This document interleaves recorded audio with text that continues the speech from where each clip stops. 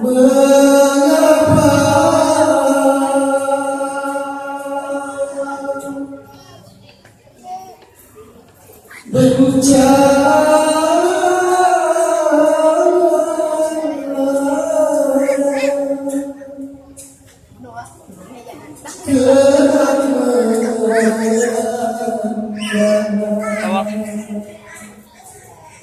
mengapa bencana kerap melanda berbagai musibah jadi derita, korban harta benda tak terhitungkan, bahkan korban jiwa tak terperikan.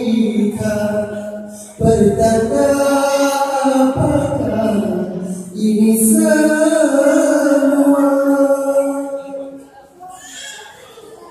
Apakah musibah sekedar cobaan?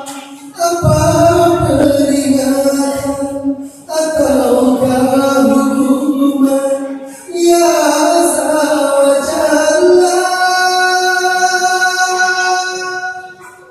Ya Azza wa Jalla, tunjukkanlah pertanda agar kami baca, bukakan mata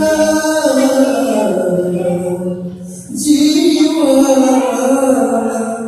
Mengapa bencana kerap melanda berbagai musibah jadi derita, korban harta benda tak terhitungkan, bahkan korban jiwa tak terperikan.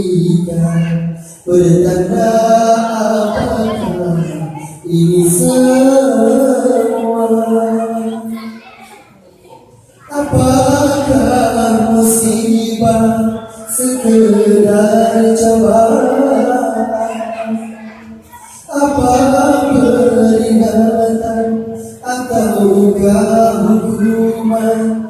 Ya Azza wa Jalla,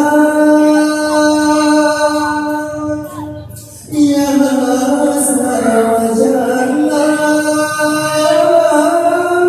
tunjukkanlah pertanda agar kami baca, bukakan